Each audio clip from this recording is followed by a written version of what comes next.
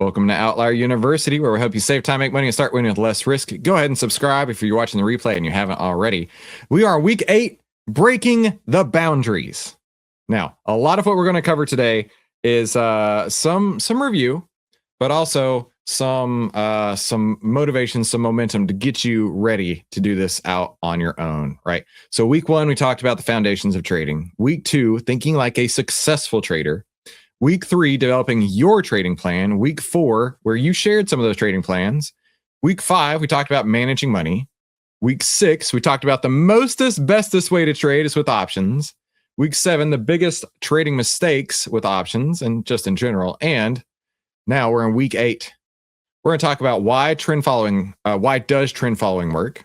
We're going to talk about outlier signals, which, as funny as that is, we really haven't covered outlier at all, right? We've been focusing in on making you successful without any sort of pitch or anything like that. Then on Thursday, Lex, coming from Tradier, is going to be doing a guest lecture in class, which I'm very excited for that. So be sure you stick around. And then week 9, next week, the final keys to success. And then graduation day is next Thursday. Next Thursday, let's confirm the date real quick, is the 12th. Next Thursday, the 12th. Rick, you know it'd be really cool? You know that graduation? Oh, I don't know if they have that graduation song. There's like a traditional graduation song that they play for all graduation things. I don't know if they have that over in the UK, but that'd be super sick if we could have that just going on in the background. Little graduation songs, like hand out diplomas and things like that. We kiss babies and shake hands and all that kind of stuff. That would be super fun. I'm not putting any pressure on you, my friend. I know you got a lot going on. I know you're shopping for your 40th birthday Rolex as we speak on the other screen. I know. I get it. Let's keep going here. So breaking the boundaries. Why does trend following work? So I want to ask you guys before we jump into the lesson here. Why do you feel like trend following works? It just works. Wait, what? It just works? What is that even supposed to mean? I don't know. Isn't it a Larry Hite thing? It is a Larry Hite thing, yeah. Kosh just unmuted himself. I think he's going somewhere. It looks like, when you look at waves in the ocean, if you go with the waves, you're more likely to surf. If you try to go against the wave, you're not going to be very successful at surfing. So the way that I look at trend following is you're going with the flow as opposed to going against it. It almost doesn't matter who sets the flow. It almost doesn't matter who's responsible for it. And I think that's kind of we don't care as much about the news stories. What we have to see is trade what we see. So if we see the trend going up, we get in. When we see trend going against us, you get out. It's almost as simple as that, even though it's very hard to actually follow through, because you think, well, if it starts to go against me a little bit, I'll just wait another hour or another day or another week. But what I like about the outlier is we actually have a back-tested rules that say, hey, whether you think it doesn't matter what you think, just follow the rules and you're more likely to be successful than not. It's not a guarantee, of course, but it's more probabilistic. It's more likely to happen than not. But what about the earnings per share cost you and the same store sales, right? That's gotta mean something in this, right? You can't be successful unless the year-over-year sales growth is at least 17%, right? Yeah. So kind of when you're right. That's what a lot of people say. One of kind of my experiences with this actually was before I met you. This was actually about a year ago when NVIDIA in December had amazing earnings. Like they outdid everything by a huge factor, and yet their stock went down bigly.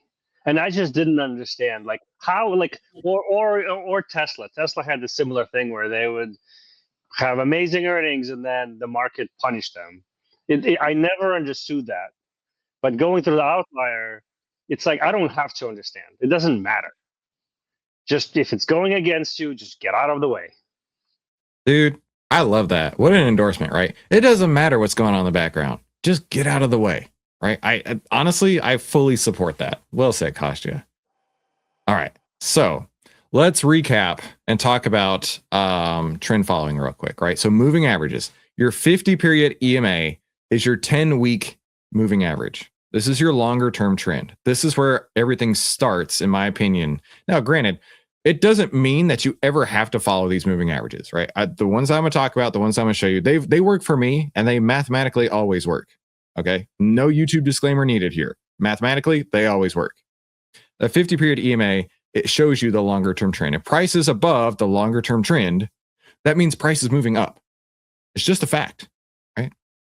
Then we can add in the 20 period EMA. That's your intermediate term. That's your 4-week trend. So if you want to consider it on a weekly basis or on a daily basis, whatever, right? When your intermediate term is moving up, that means prices are moving up. Your intermediate term cannot mathematically move up. It is an impossibility unless prices are up higher and pulling it up with it. It's just a fact. And then lastly, your 10 period EMA. This is your 2-week time frame. This is your short term. When your short, intermediate, and long term work together, it always works. Now, this will show you the direction of the trend, not duration and not magnitude, but it will show you which direction it is going right now. Okay. It's just like saying, I'm going to drive from Dallas to Disney World. I don't know how long it's going to take me to get there, especially if you drive a Tesla. Let me tell you, I've done it twice and I don't want to ever do that again. It doesn't tell you how long it's going to take to get there, but you are moving in that direction. That's what the moving averages are there for. So mathematically, stocks must go through these in order to go up. And or I should say, the moving averages to go up. The stock must go through this to crash down. Okay? So think of it logically.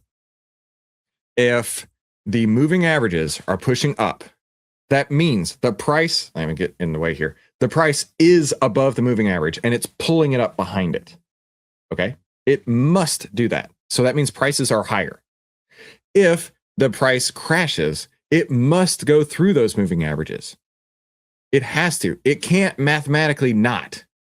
And because of that, that is when you can see something's different here. The trend is changing. We got problems. We need to make sure we take a defensive stance. And like Kostya is saying, just get out of the way sometimes, right? There's no holding, no hoping. Just sometimes you just got to get out of the way before something comes back at you. Remember, all stocks are bad, okay? They cannot trick you when you're using this template, right? There's no way the moving averages are going to tell you one thing and the stock does another. And this is when you're listening to what the market is saying. Okay? You're listening to what the market's telling you. And the principles are all the same. If you use this on the 1-minute chart, on the 5-minute chart, on the 1-hour chart, the daily chart, it doesn't matter because it's just math. But you need to decide what your plan will be. What I want to do real quick is, see if I got two. Yeah. What I want to do real quick is look at any chart. Doesn't matter. We'll go to NEM. On a, let me turn off replay real quick. Leave. Hope I don't break something later for that. Okay. So this is NEM on a daily chart. Your 10 over the 20, price over the 50. If you go to the weekly chart, this is your 10 over 20, price over 50. Notice, price is higher than the moving averages. It pulls the moving averages up with it. Okay. Let's go to the monthly chart. All right. Notice, price is above and it's pulling the moving averages with it. This is a perfect example of a big, beautiful trend, right? But that's not the case in all time frames. What if we go to the, I've never been to the 5-second chart. Let's look at a 5-second chart. This could be crazy. Oh, no, I have to upgrade. F that noise. I don't need a 5-second chart. I didn't even want a 5-second chart anyway. Let's go to the 1-minute chart. I didn't even want a 5-second chart. You guys are crazy. Why would you want to see a 5-second chart? All right, so we got a bullish trend here on the 1-minute chart. What about the 5-minute chart? Oh, well, that tells a different story, right? It just crossed over, had a big nasty downtrend right here, okay? And then we can look at the 1-hour chart. Holy moly, the 1-hour chart is actually bearish. What in the wide world of sports is happening? The 1-hour chart has a 10 under 20, price over 50, price under 50. The 5-minute chart's bullish. The daily chart's bullish. I don't know what to do. Well, that's okay. Figure out what time frame you want to trade on and just go with that, right? Everything else is noise. Everything else is noise. I don't want you to obsess over it, but you can look at the same stock, look at it in different time frames, and see different trends. And there's nothing wrong with that, but it can lead to information overload. And of course, you need to decide what your plan will be, and you need to decide what time frame that will be. Here is a little screenshot. I think I've shared this before, but if you're watching now or watching on the replay, take a screenshot of this on your phone or device or whatever. These are some great levels that I stole from Steve Burns, like the 5-day EMA, strong momentum of a trend. The 10-day EMA, indicator of the short-term trend. The 20-day EMA, it's a reversion to the mean point. Some people want to look at it like that. The 50-day simple or the 50-day exponential, key support level in a long-term uptrend, right? The difference in simple and exponential is that simple reacts slower, exponential reacts faster. Personally, I want to react faster. But you can swap these around if you like simples better than exponentials, right? A 10-20 crossover, short-term trend swing signal, 10-50 crossover, medium-term trend signal, right? They all talk to each other. But at the end of the day, what they're measuring is price and time. That's it. That is it. How long has price been doing this thing? That's all it's measuring. So why does trend following work? Why does trend following work? First, it's not predicting anything. Remember, it shows you the direction, but not the duration nor the magnitude, just direction. It's not predicting, it's reacting to what the market is saying right now, watching and reacting. Otherwise, anything else is just guessing. It shows you where the buyers and sellers are, and they need to get on the trend train if they want to make it work, right? And it's a self-fulfilling prophecy. So I mentioned this last time in class, I think, but think about it this way, right? The reason that trends work is, let's say Shane bought, Shane, give me any stock, go. SoFi. That's the greatest stock of all time. Why didn't I think of that? Yeah. Shane bought SoFi because he heard it's the future of finance. And then Shane, it's going up in value, and Shane's like, man, this is so great. I'm going to go tell Art. He's like, Art, guess what? I got this great stock. It is so amazing, right? It's called SoFi. You've probably never heard of it, have you? Art, maybe you should go get some, right? Yeah, of course. Art's going to go pick up some of that. And then Shane and Art, they're going to go tell Carol, and they're going to be like, Carol, this is such a great opportunity. You got to get into it, right? Carol's like, okay, let's go. I'll buy some SoFi. And so it's a self-fulfilling prophecy. The first person buys it. They have to pay up to get it from the person who's selling it. Now it's gone up in value, which is causing Art to buy it. And Art's excited. So he goes and tells Carol. Carol buys it, which pushes it up in value. And then it gets to Kostya. And Kostya's like, future finance my ass. I'm out of here. And he starts selling it. He's like, I'm done with this BS. All these SoFi bros are crazy, right? And so once he starts selling, and then William comes through and he starts selling, and then Mark comes through and he starts selling, and then Rick is like, I'm not even playing y'all's game. I'm playing my own game. See y'all later. He's just like not even participating, right? I have a slide for this. I didn't put it in our slide deck for the class, but I want to show it to you real quick. Trend following is exactly a self-fulfilling prophecy. And it looks like this, if I can find it. I hadn't pulled this out in a minute. Where is that at? This, right? Let me make this bigger here. Okay. I've got a stock here that could really excel, sell. Oh my gosh, everybody sell. And that pushes the price down. Hey, this is madness. I can't take this anymore. Goodbye. Bye. Everybody's screaming buy. I've got a stock here that could really excel. This is exactly how price works. It also works in the market breadth. It works in the market cycle. This is how the market works. It is a self-fulfilling prophecy. So, go back to my slide here. You want to ride the wave, as Kostya said earlier, and Kostya, gold star for that, my friend. Gold star, bonus points, in fact, on this lesson for that, rather than swimming against it. It just makes life so much easier. And it's just math. There's nothing emotional about it, but that's where most people are. Most people, right? The normal people, they live in this being an emotional roller coaster for them, but not for you guys, right? Because you understand it's just math. And it also shows that sentiment has changed. When things go the opposite direction, that shows you that sentiment has changed. So trend following is when trading is happening, trading what is happening, but not what might happen. Again, can't predict the future. That is an impossibility.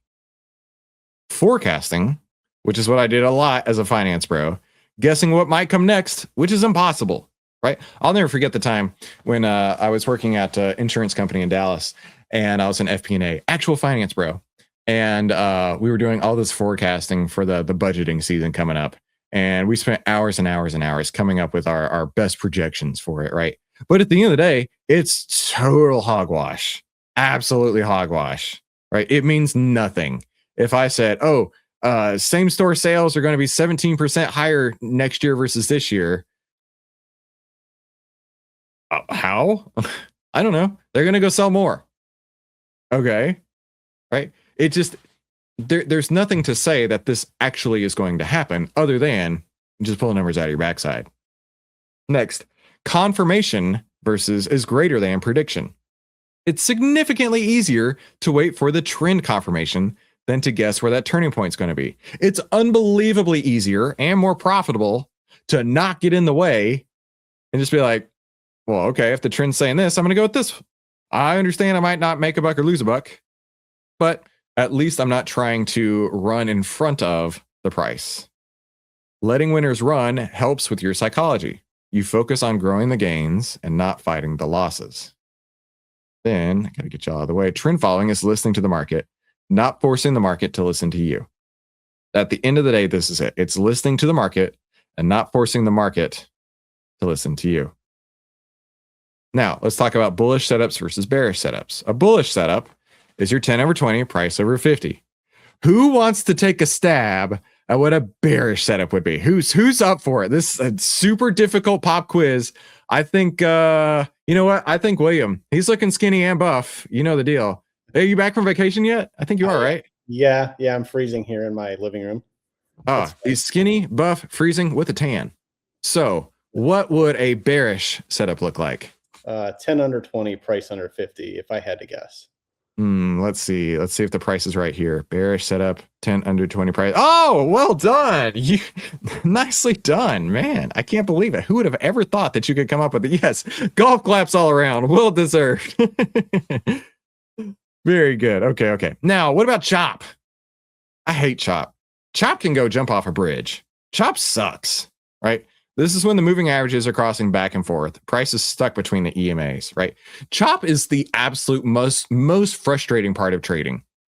It's when the moving averages cross over and then they cross under, and you know you've seen it. And then you're like, oh, here we go, baby. Here we go to the moon on SoFi. Oh, man.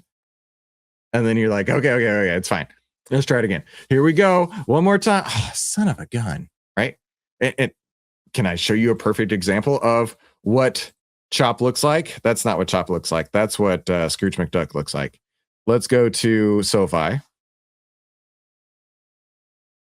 Right here, right? This entire move from September all the way until January, the SoFi bros were losing their minds. And rightfully so, because look how many times it went one way or the other, right? You've got to cross over here. You got to cross under. You got to cross over. You got to cross under. You got to cross over. You got to cross under, right? Again, we can't see the future, A. We don't know the duration nor the magnitude, B. And man, is it super frustrating to do that. But it's also part of the game. It's also part of the game. It's also why 90% of people blow up their accounts. It's because they can't handle the chop. They can't handle the chop. Let's keep going here.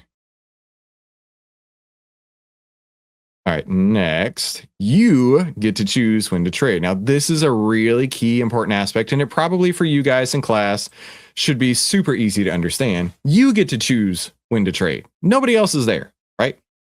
It goes back to trading in the zone, right?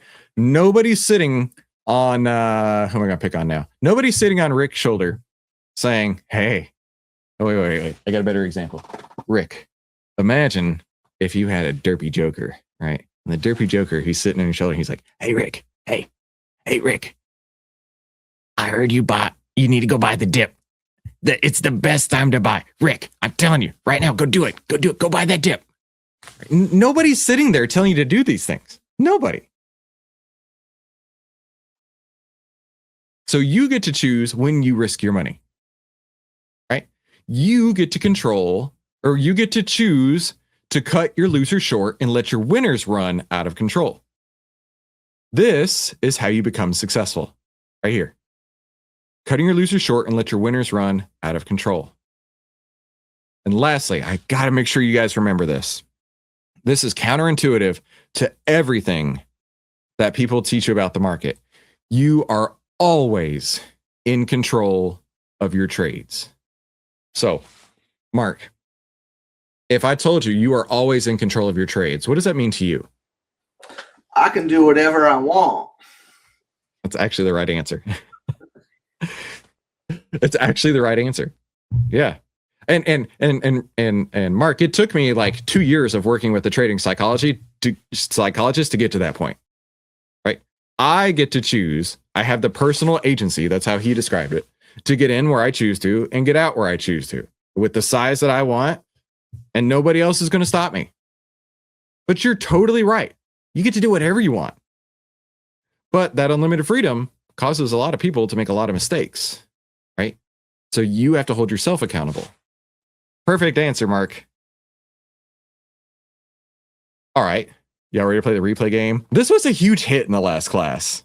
The alpha class loved it. So we're going to do it as well. We're going to do it on Tesla. We're going to do it on PayPal, which is going to be great. Then we're going to do it on AMD. Okay. So the rules for the replay game are that you got to turn off your mics. Everybody has to turn off your mics. And we're going to go to Tesla first. And you're going to scream buy and you're going to scream sell whenever you see a bullish or bearish trend happening. Okay. Everybody understand the rules? Start new. Very cool. So I will put this on. Yes, on over here. Okay. So when y'all say buy, I'm going to buy. And when y'all say sell, I'm going to sell. And you better make me some money. Am I clear? Everybody understand here? This is like talking to my children. Am I clear? Do you understand? Okay. Very good. Okay.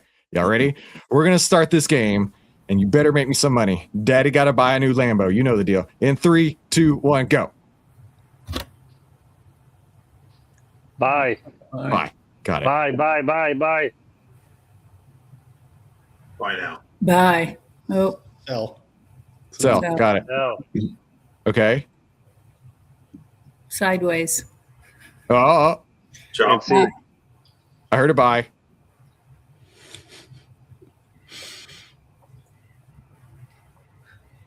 Need glasses.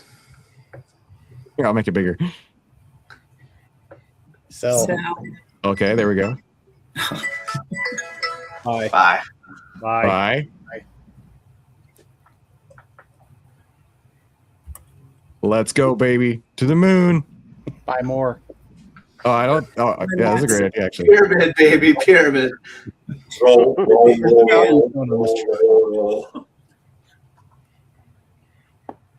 I'm surprised nobody said sell at the order blocks.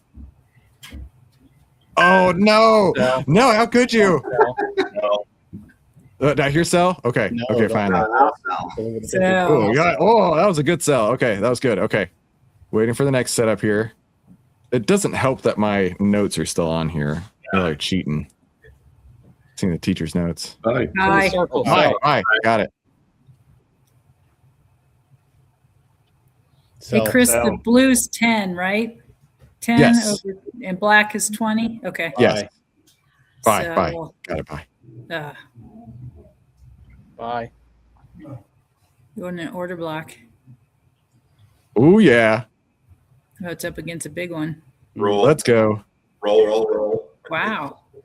Sell. Switch to the 5-minute chart. Right there, sell. Switch to the 5-minute chart. There you go. Sell. Sell. Whose dog was that? Sorry. That's the puppy in the background. Sell. I already sold. I'm good. Oh, wait. Oh, here we go, baby. To the moon. Buy. Oh, yeah. Let's go. Oh, my good gravy. Yeah, baby. Let's go. Look at it. Just like destroy that order block right there. And now it's chopping through this order block right here.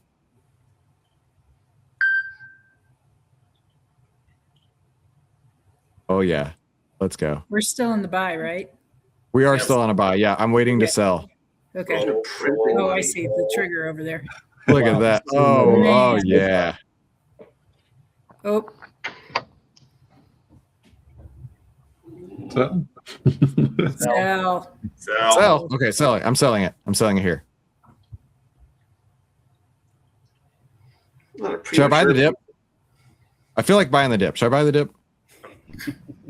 Buy. Buy. Got it.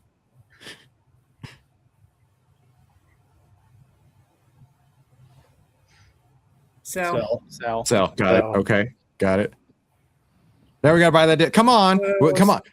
Shouldn't I buy the dip, guys? No. Sell. Dollar cost average. But it just went up huge, right? I should be able to get it, right? I'm totally out. I'm totally. Listen, this is a generational low opportunity right here. If I don't buy, we're gonna have a problem. Okay, Jeremy. Oh, son of a gun! Oh, jeez. Can't call the bottom. I think I hit these as limit orders instead of market orders. I may have totally screwed up our example. Let's just see how we did. Let's just see how we did. I don't actually know if any of these worked. I may have totally jacked it up. Let's see. Let's see. Yes, it looks like completely I jacked it up. Awesome.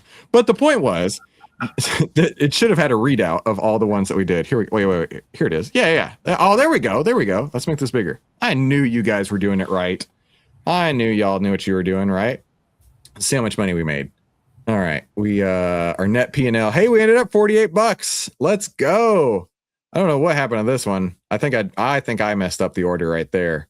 But overall, you guys killed it. Right? You understood which direction the trend was going. I downloaded that. I didn't mean to download that. Okay. Let's do it. Let's do it better this next time on PayPal. PYPL. Buy puts now. Buy puts. Oh, good gravy. Oh my goodness gracious. Okay, we'll start over here. We'll start replay, leave. Give me a new replay over. Y'all are cheating. I'll do it right there. Okay. So let's hit start. And then let me get the buy from market set up over here. All right, so just tell me when to buy. Now, right? No. No. But it just went down, so the price is better, so I should buy more, right? Hey, come on now. I'm a trader. I have to buy something, right? Buy put. Buy puts. Buy put. I don't know how to buy puts. I don't do puts. Like some grass. Stocks only go up, right? Catch Uh-oh, that here we knife. go, Here we go. Close. It's teasing Come us. on. It's Come teasing on. us. Come. Oh, Oh, Bye. here we go. Oh, Bye. I bought some. Oof. That felt good. Oh yeah. Let's go to the moon, baby.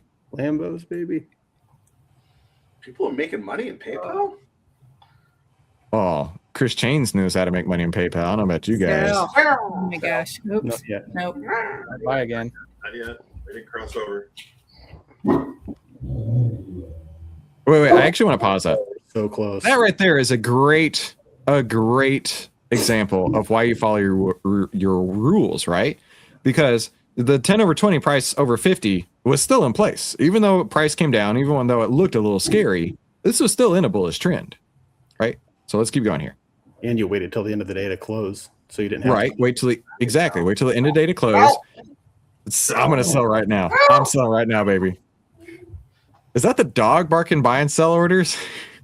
That's Mark. Oh, okay. All right, let's keep going. Oh wait, I bought some. Oh my bad. That was my bad. I wanted to buy the dip. That's what it was. I meant to hit Wash play. sale. Wash sale. Yep. Buy. Oh no, okay. Day trading is not for Chris. Nope. Certainly. Oh no. Oh wait, it's okay. Not yet. No, it's fine. It's fine. But do you see just how quickly people can panic sell? Right? Because we can't see the future, but we can see right here. Like, oh no, everybody freak out. Wait a minute, it's back. Right? That's why we have a plan. Let's keep going. Roll. Oh snap! Oh god! Oh! Oh! That was earnings. Oh no! There's blood everywhere. This is horrible. Oh, but I thought that when price was going up into earnings that it meant that, because see, earnings happened right here. That's exactly what happened. I thought that when earnings happened, the prices only go up, right? When the stock is running up into earnings, right? Isn't it? But it always works, right? That was a vampire play. The vampire play, yeah. Carol, listen. When the stock is running up into earnings, it always works to hold it through earnings, right? Never. Never. I've been hurt too many times. Never. Yeah, no joke. I mean, earnings are such a gamble. To me, it's just like walking in the casino, putting it all in black and be like, let's go, baby. Right? It could work out great, or it could totally jack your portfolio, something you've been working on for months, and you erase all of it. Maybe it's a 17% down move all in one day, just because you wanted to gamble through it, and now you just wrecked yourself for the next 6 months. Yeah, for sure. All right, cool. Let's go to AMD without you guys seeing, without y'all seeing, because I know you're gonna cheat. All right, let me find a good spot on AMD, a spot that you're not expecting. You're not expecting this. Okay. Start new. Here we go. All right, no cheating. Y'all ready? All right. Daddy needs a new Lambo. Let's do this thing. Daddy needs a new Lambo. Let's go. So. Well, I'm already out, so. Oh. I don't go short. Don't buy. Don't buy. Oh yeah, but it's buy the dip time. Chris Chains would have bought the mess out of that dip. Mark, did you say buy? I said cry. Oh yeah, I like that. Well, Here we depending go. on where this is at AMD, we're going to be sitting here a while watching it go down. Oh, exactly. Bye. Yeah, all right, let me go over to my cells over here.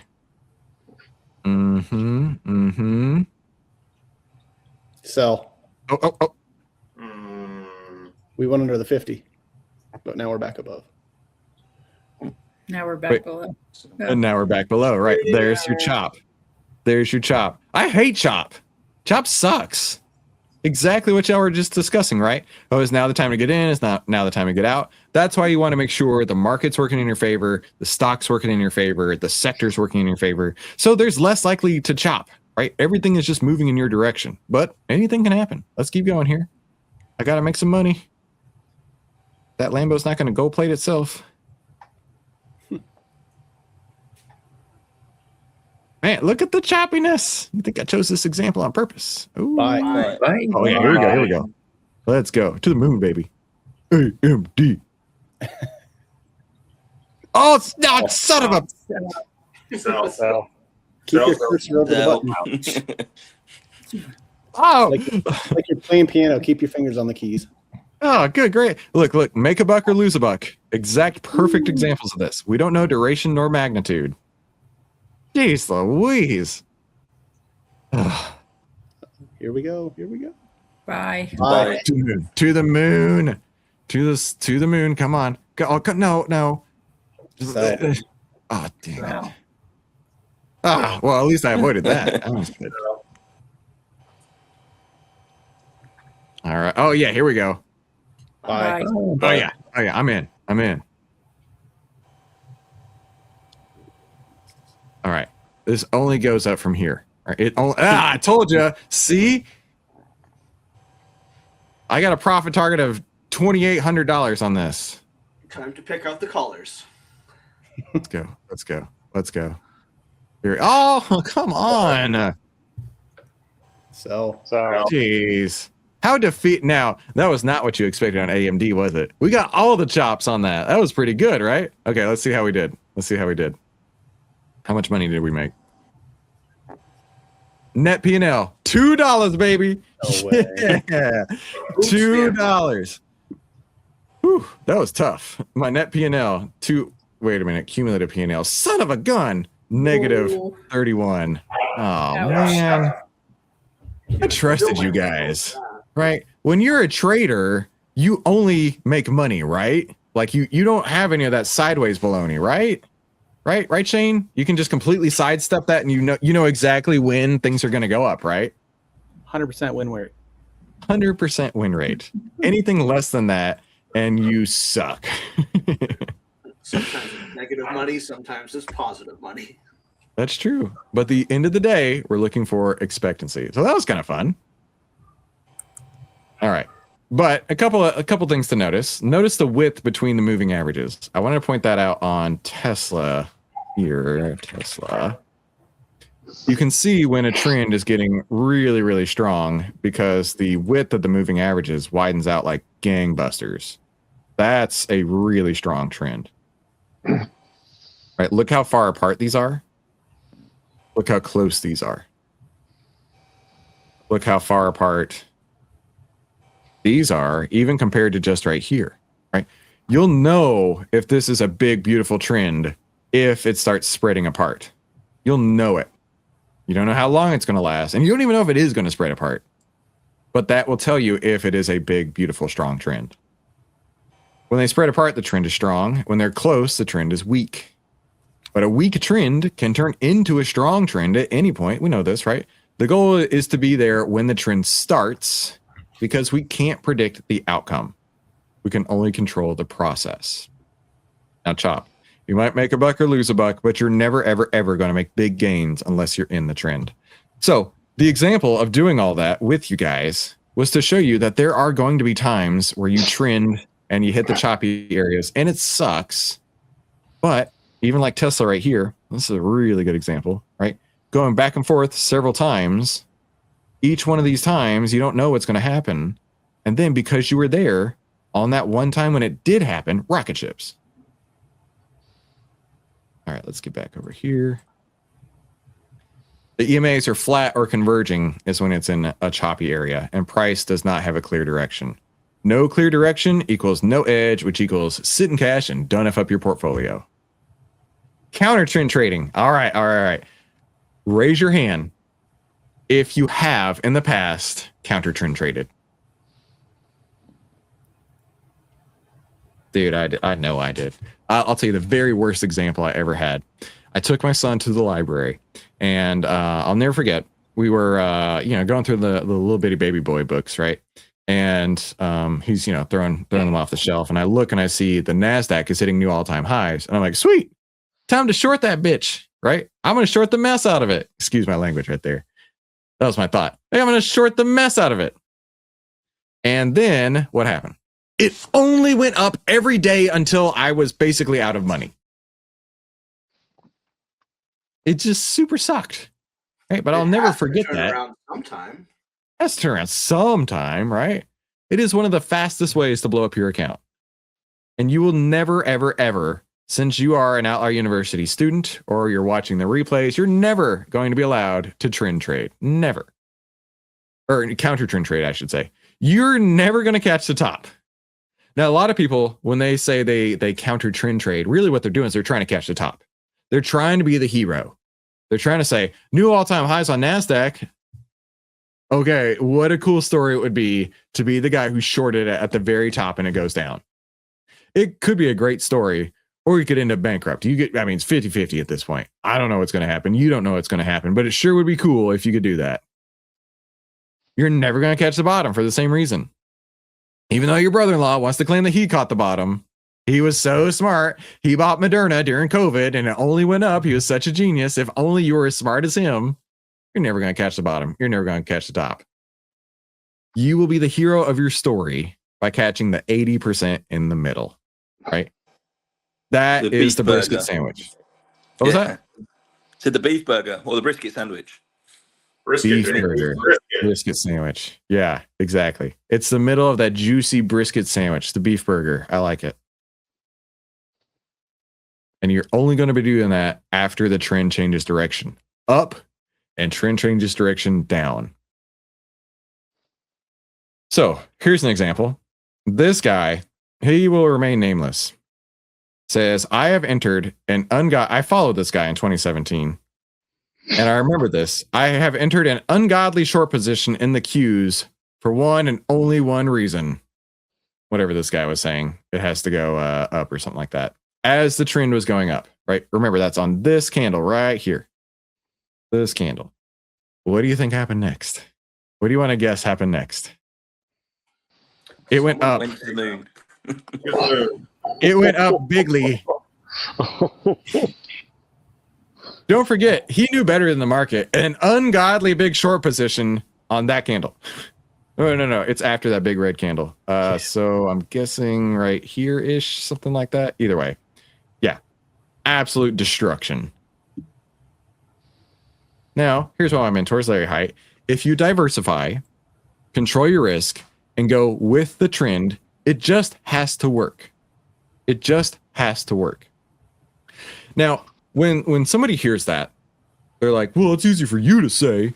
You managed $1 billion. How do you think you got to $1 billion? By going with the trends.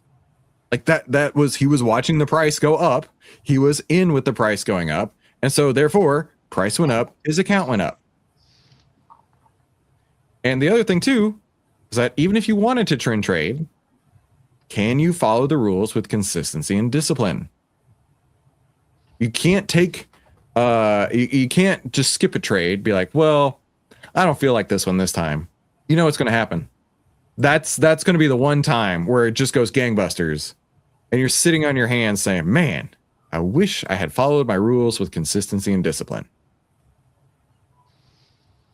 So why does trend following work? I've spent so much time on trend following because it works, right? You cannot make big money unless you're in the trend. It is a mathematical impossibility. You cannot make the big money unless you are in the trend. Just not possible because profits follow price.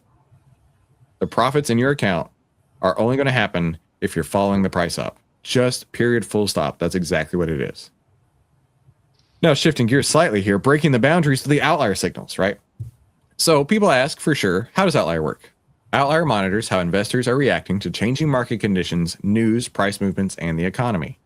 And it determines if investors are acting irrationally fearful or greedy, and by how much. And we talk about the measurement of that all the time, right? All the time we talk about that. Outlier gives you the buy and sell signals when these irrational behaviors reach an extreme.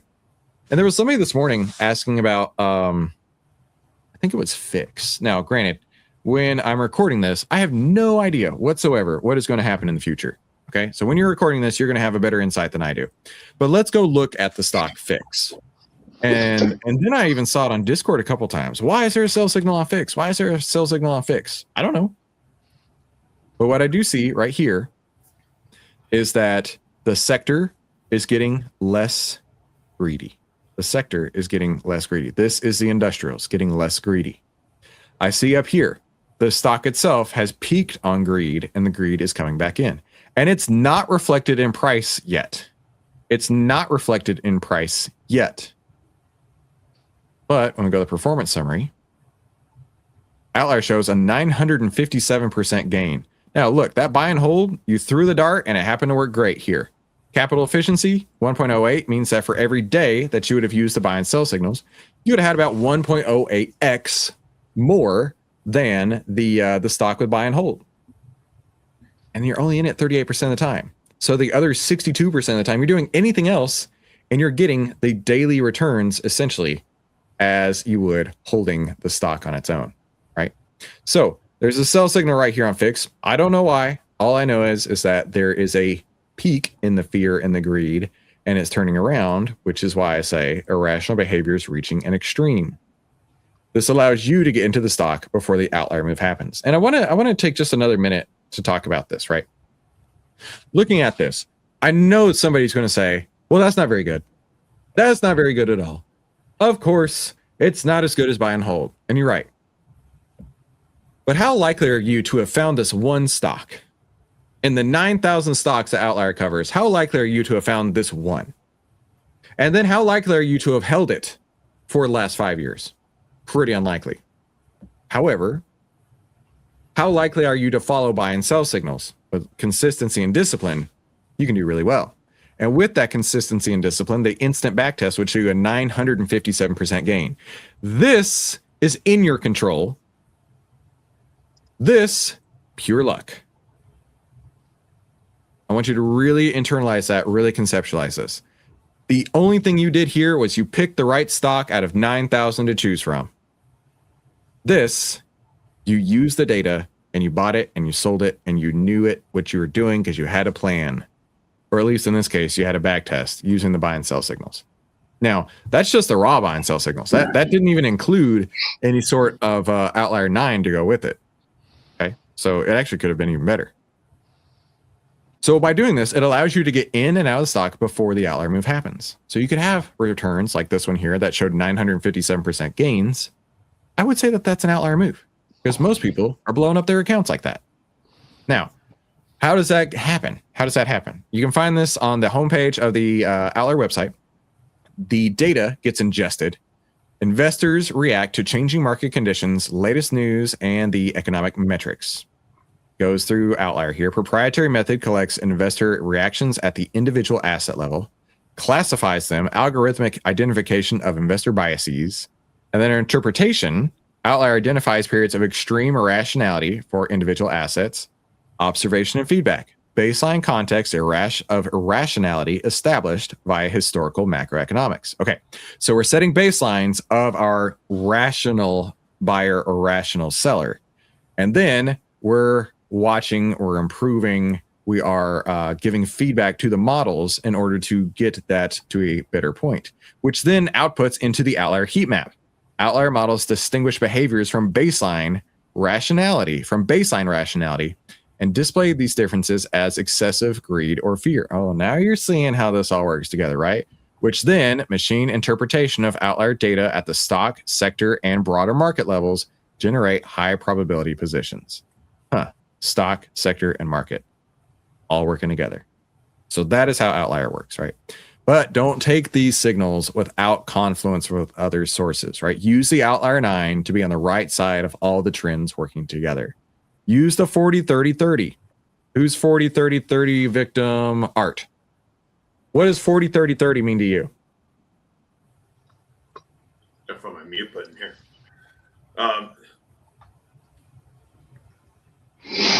All right, let me think about brisket right now. We've been talking about brisket in the chat for.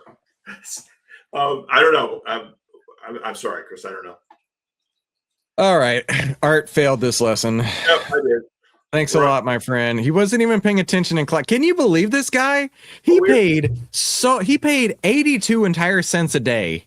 He was picked from the thousands of outliers, handpicked to be part of class. And he wasn't, he was literally daydreaming about some juicy revenge brisket. How could you, Art? I trusted you. Market sector stock. Yeah. Now he's just going through the comments looking for someone to save him. Exactly. Thank you, guys. Thanks, William. This guy. Okay. Well, what does it even mean? What does that even mean? Market sector stock. If it's 40% of the move is on stock, 30% is on sector, and 30% is on the stock itself. So whether it's trending up, trending down, it's the outlier 9. And if we've got them all lit up and they're all green, we're good to go. There you go. All right. Like Andrus tried to help you out. 40% of the move is due to the market. Like the market's going to tell you what's happening. 30% is due to the sector. You follow the sector is letting you know if it's a hot sector. And then the last 30%, the sector itself. Art, you're on my list, my friend. Sorry, Let's keep going here. I got, it was like a squirrel, right? With brisket. Do you guys know that's why I call on you? I'm just saying. I do like to go through in order that I see you on the screen, but if I ever see you not paying attention, I'm totally that 7th grade math teacher with the ruler who comes and slaps you on the knuckles, right? I'm looking. You ain't paying attention. I'm coming for you. All right. We're just talking we're just talking about the barbecue joint you're going to open up. That's all we're talking about. The barbecue joint you're going to open up and a brisket joint. I will gladly cook my own briskets. In fact, I prefer to cook my own than go out because, dude, like between all the materials, the brisket, the pellets, the seasoning and stuff, I might be out $65, $85. You go out, at least here in Texas for barbecue, you're looking at $65, $80 for 3 people. And you might get a pound and a half of meat versus cooking 16 pounds of meat. So it's like, I'm just going to do it myself. I got all the equipment I need here. So most of all, cut your loser short and let your winners run out of control. So how do you work OVTLYR? Now, actually, I am asking for how you guys work OVTLYR at this point. That is exactly what I'm trying to do here. How are ways that you are using it? And we'll start with Kostya. You're muted, my friend. It's okay. Of course. I do mostly use your methodology. Sometimes I'm more flexible on the market breadth and sector breadth. If the stock is going gangbusters, I will get in, but I will be watching it like a hawk. Like I'll close it a little tighter. And there's nothing wrong with that. Yeah, but otherwise, it's very similar to the rules that came up this summer or last summer. Yeah, and listen, there's no right or wrong answer here. I'm just asking for y'all's feedback. How are you using it in different ways? William, how are you using it? Well, right now I'm actually trying to put together a couple of different trading plans on my own. In the meantime, I've been doing smaller position sizing on Plan M when it pops up. I see a lot of people in the Discord really having a lot of success, which is just an amazing thing. And not everybody should or is required to share what they're doing. I've been interested to kind of figure out how we can make this profitable, but trading maybe just a little bit more often.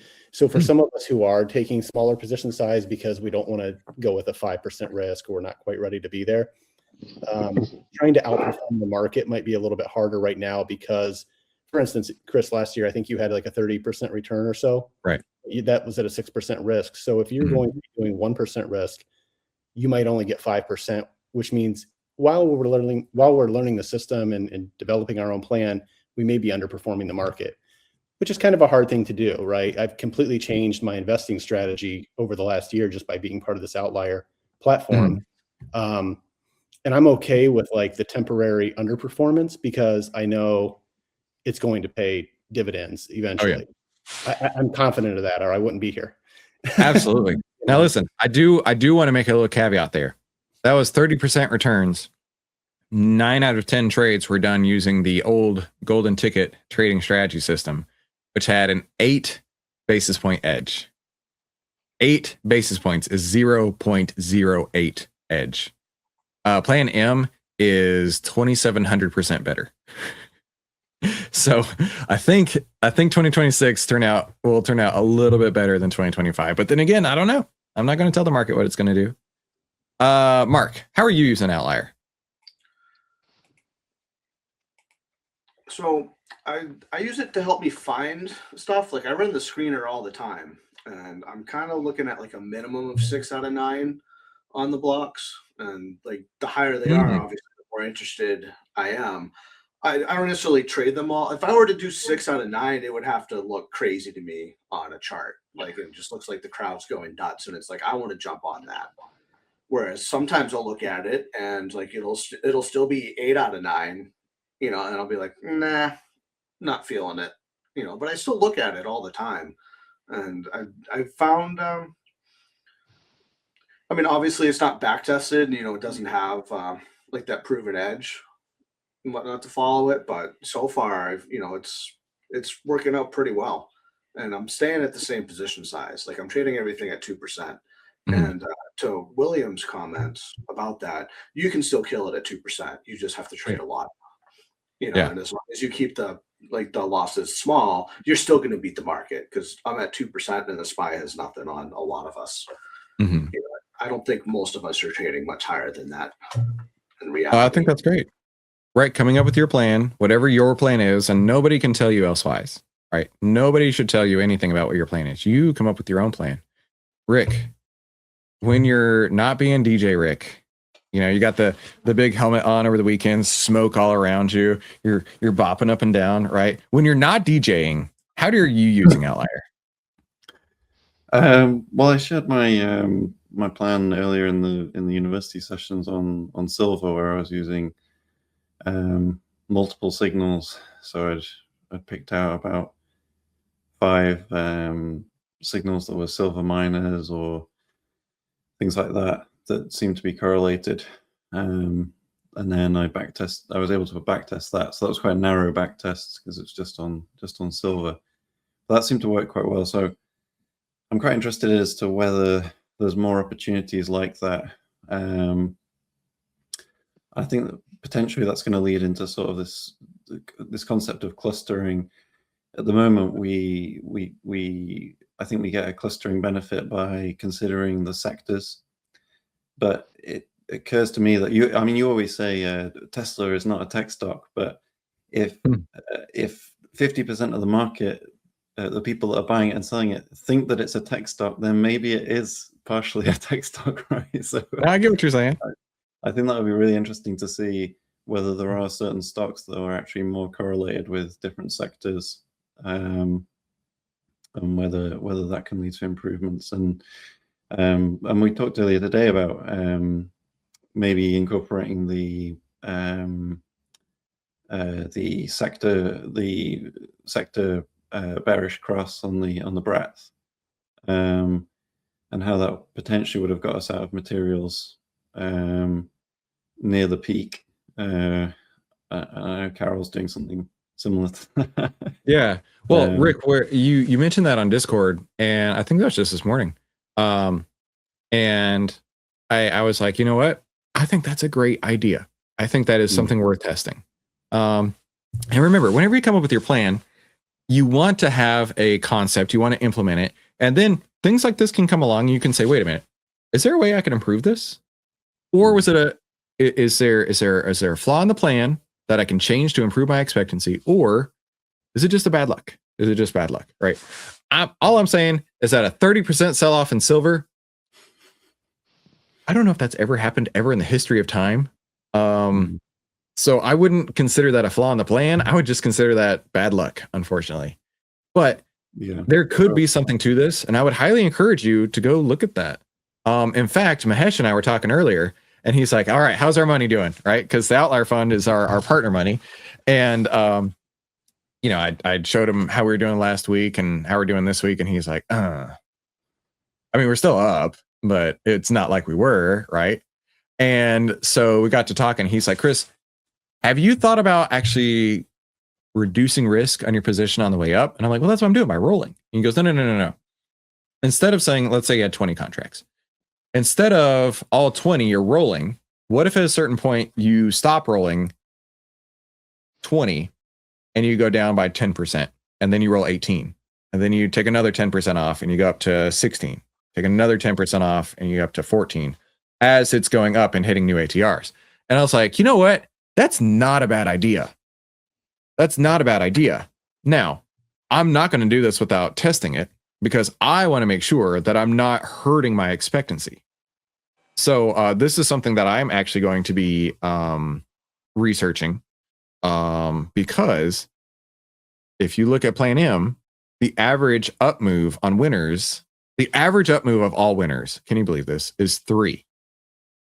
What if after we've rolled it at the third ATR, what if at the third, or maybe even potentially the fourth, we start taking, we basically start selling out on the way up, keeping a position, still rolling it, but keeping lowering exposure in case a big snapback like we saw happens. I don't know.